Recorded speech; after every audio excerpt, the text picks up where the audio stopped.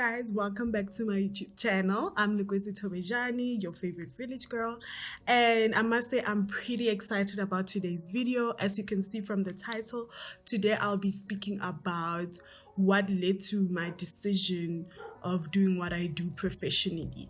But before I get into it, I'd like to just show some gratitude to everybody that's been supporting me, that's been sending me words of encouragement and the comments under the first video. Thank you so much for the love. I truly appreciate it. Truly appreciate it. And to Mamu Visual Studios for editing the video. Look, thank you. Everybody was so impressed with the video.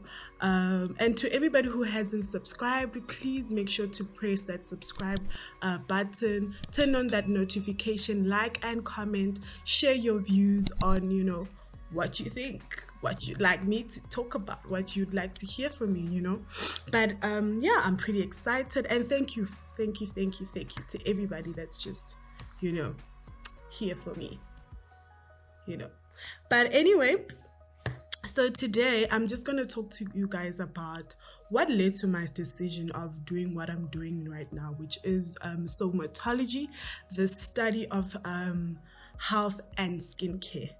So it took there was a lot of ups and downs that kind of pushed me to do what I'm doing today. Not push me in a bad way, but push me into something that I absolutely love. I love it so much. So just to put it out there, what I'm doing currently right now, I love it. I love it. And I wouldn't trade it for anything. And I'm truly grateful for being in this industry. So I'm going to start with grade 9. So you guys know in grade 9, we decide, what subjects to take, because I want to study this and that. So with me, I wanted to study psychology, and then I took subjects that were like pure maths, physics, and life science. Those subjects important.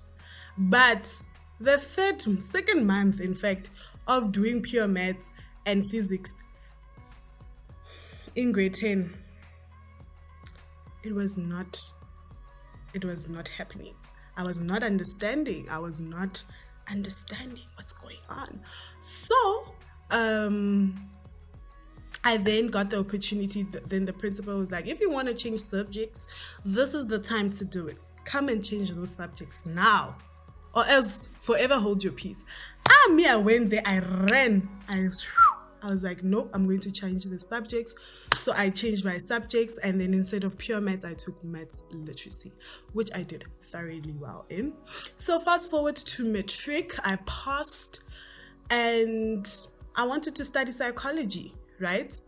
And so in my studying of psychology, I have to do something quickly before it gets bad.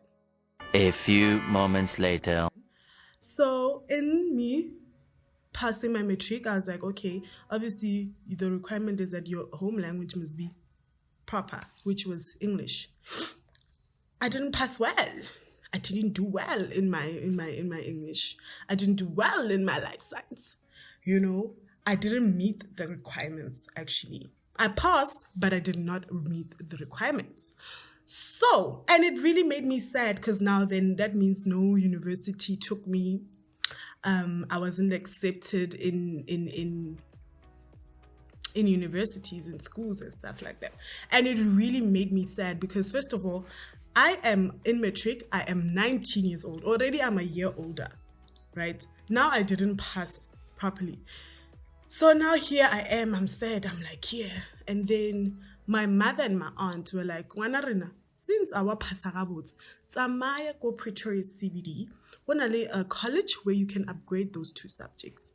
And that for me was like, oh my gosh, another year, another setback. I saw it as a setback. I know, fine, I went Pitori, I moved from the small town of Ladenburg, where I was staying there with my sister and I was in hostel.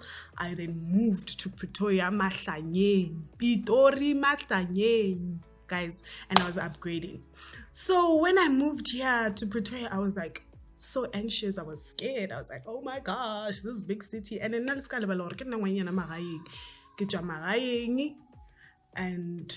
and I'm from a very, very, very small town. So when I got here, I had to learn the ropes. You know, after the robots, marabits, tauno, or we are boss man. You know, I had to get a hang of it. I got a hang of it, and I was upgrading my 2 subjects, no problem. While I was there, I made a very good friend of mine called Chofajo, which I'm truly grateful for. And so during that year, I somewhat started drifting away from the idea of wanting to study psychology, you know, and then I started gaining other interests, you know, because I'm like, nah, maybe psychology is not what I think it is. So one day I was sitting in my room, I was confused. I was like, okay, so I get this feeling that I might not want to do psychology anymore. Why ain't got that fire and that passion for, you know, doing psychology? I sale on. Fine. Then I was sitting in my room one day and then my cousin moved in, and I'm like, cuz, what's that again? I do not know what to do. I don't know what to do. I don't know what to study. I'm confused. And I will never forget the question that she asked me that day. And she asked me, okay, what is that one thing you look forward to doing when you wake up? Like, what do you look forward to doing? Like, what interests you when you wake up? What do you watch? What do you engage yourself into? She asked me that. And I'm like, okay. When I think about it, again, I'm to makeup, right? And mind you, that time I wasn't very informed about somatology. I did not know actually properly somatology. And I was like, no, I love makeup, I like skin, you know. And looking back, in high school, I would do makeup I did my own metric dance makeup. I did one of my good friends, Remo's metric dance makeup. So I was like, I'm into that, you know. And then and I also would realize that even in high school also, I would mix like masks and stuff like that to, you know, make sure that my skin is popping, you know. I was about that. I would take like rose tea, put it on my eyes, you know, when my eyes were puffy and would have, like, I was into those things. And I'm like, those are the things that I'm into. And when I would wake up, I would watch makeup on Instagram, you know. I was not a YouTube person at that time in 2016. I wasn't, you know, but on Instagram, I would constantly watch people do makeup, how they do it. And also my cousin actually started teaching me how to do my own makeup. And then I'm like, okay, those are the things I'm into. And then fine, I did research and I found out about somatology. And then I found out that there are several schools that actually have these courses. This course, called somatology. And then I applied for those schools. Fine. And then, but also I was looking for a place, you know, other places as well. So I then went back home. I visited home. I went back home. And then one day my mother and I went to town. We were at Wimpy and we were having, I think, lunch or breakfast there. And then I see my old primary school teacher, Mem Roots. God bless her, and her husband. And then she's like, hello, Nuza, how are you? I'm like, no, I'm fine. What are you doing? And I'm explaining to her, you know, I didn't pass well. So, but I have this interest in your beauty, you know, stuff like that. And so I want to study somatology. I let her know. And she's like, you bumped into the right person. I know a school in Centurion that actually is like a private institution that actually does this course. Maybe I can hook you up with the school and then, you know, and then you can go on the internet and look for forms and then take the forms to the school. I get home, I research about the school, I get the forms, I fill them in before I come back to Pretoria. Okay, fast forward, I get to Pretoria. I then now have to take the forms to Centurion, to that school now. And then my good friend Chofachi that I was in upgrading school with says, okay, let me kappa you. We go to Centurion, we get there. And then I'm like, I'm here to apply for a somatology course for, you know, blah, blah, blah. And then she's like, and the reception lady was such a sweetheart. And then she takes my form and then she takes it back. I think she took it into the, you know, the principal's office. And then she's like, wait here. And then she comes out. She's like, okay, we'll see you next year. And I'm like, what? She's like, oh, well, it's an African place. Ons sal vir jou volgende jaar sien. And I'm like, what? Danny, moenie vir my lieg nie, man. And she's like, yeah, ons sal vir jou volgende jaar sien. And I'm like, on the spot. I was taking on the spot. Oh my God. Like, okay, Danny, I am coming back. And then the next year I went and I just totally fell in love with what I was doing. And I was enjoying it. I was genuinely enjoying it. And people think that I only went to school for makeup. Actually, makeup was like the least thing that we did at my school. We did mostly skin and health and skincare, body treatments, body slimming treatments, stuff like that. And I loved it. I love it. I still do. And so I was just like, oh my gosh, I just really literally didn't have to wait. Because you know when you go and apply in universities, you wait. Go you wait. But and oh my gosh, you know, and I was so sad because I would see my friends that year. I was so sad. And I was like, oh my gosh, why didn't I get that? But, Jesus, Mudim, you know what? Somatology, a private institution. So wait upon me, my child. I'll wait upon me because now I know where I'm taking you. And then I got into this field of somatology, of beauty, of health and skincare. And I'm so proud of what I do. I love it, you know? And for anybody that's watching this and has a little sister or has a little brother who feels like, oh my gosh, tell them, you know what? God's delay is never his denial. It's never his denial. God's delay is never his denial.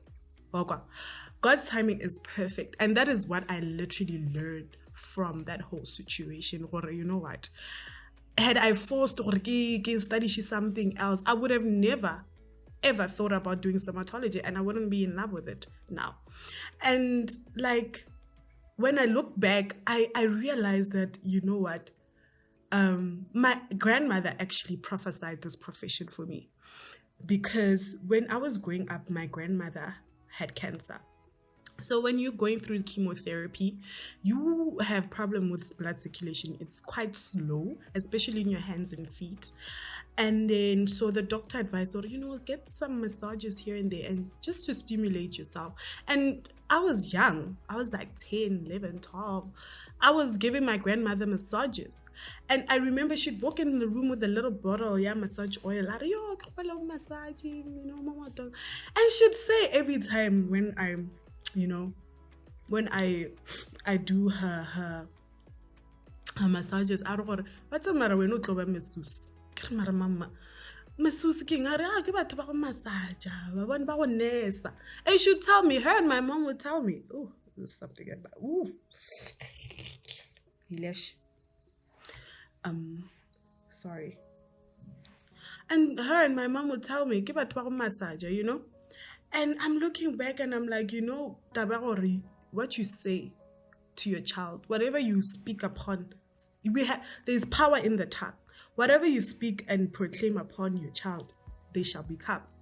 And I learned that. And she would say it. She would say it every time, give a massage. Every single time, give a massage. I'm like, Mama, may her soul rest in peace.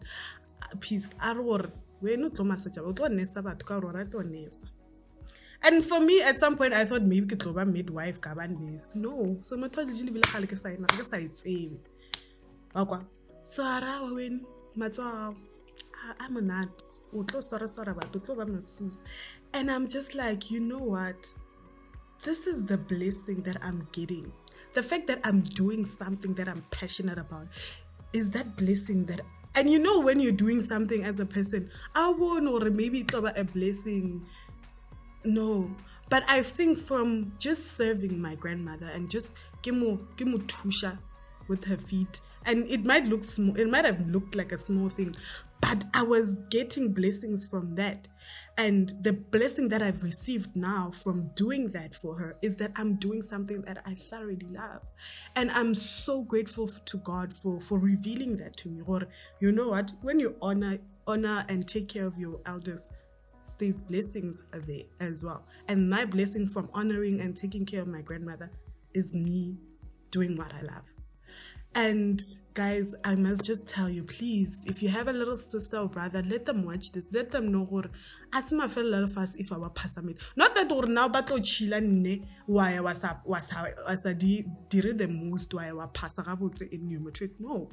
They must know, or even if the results come and assist is not what they wanted, they must know, or you know what, it's okay. You know, if you have the opportunity to do upgrading, it's fine. If you feel like or you're being delayed, it's not a denial. It's not God saying it's over. It's not God saying I will not take you to where you need to be. No, he's just saying, baby, you gotta step back. You need to wait a bit. You gotta wait a bit, okay, before you get what I want for you. And that's what we do often. That's what I've learned through my career and all of these things that I saw as setbacks or I saw as denial. I realized, or you know, God takes time. Takes his time to refine you, to refine you in order for you to appreciate and realize so much when he gives you what it is that you need. You know, what it is that you deserve, that it is that you want, so that you understand that blessing and you really, you know, you take it and you respect it and you work hard in it. And so, yeah, somatology is something that is absolutely beautiful. I love it. And so if you're a young girl, a young boy who is into beauty, into skin health and skincare, somatology is a 3-year course. 4 if you want to have your big tech degree or go into aesthetics. Yeah. Aesthetics. Is it aesthetics? Whatever it is. I don't know. But yeah, it's 4 years if you want your BTech, and 3 years if you just want your diploma. And I studied at Centurion Academy. It's a private institution. It did cost me an arm and a leg. It's quite pricey, but if you love it and you're passionate about it, go for it. Do it. TUT also has it. I don't know about UJ, if UJ still has it. And I know in Northwest, if I'm not mistaken, University of Northwest has it. I don't know. I'm not sure, but I know for sure Centurion Academy and ISA, yes, has somatology. So go do it. It's a 3-year course. You will love it. If you love health and skincare, if you're passionate about working with people and taking care of people and making people feel better about themselves, go for it. Because I know, like, I'm that person. So go for it. And feel free also. Yeah. Feel free to ask me questions in the DMs, you know, or inbox me on Facebook. And let me know this course, and I will give you as much information as I can. So guys, in conclusion, God's delay is never his denial. Don't think God will leave you. He hasn't forsaken you. He says he will never leave you or forsake you. And he knows the plans he has for us, plans to prosper us and not to harm us. So, when God, I can and he will answer you in the oddest times. In the oddest times. So, I hope you guys enjoyed this video, and I hope you guys will subscribe to this video. Let's go for level la video ya mahala man. Subscribe hush, you know. So that I'm kidding. Please do subscribe, guys. And to everybody that's subscribed and liked, thank you. And yeah, I will see you in the next video. Bye.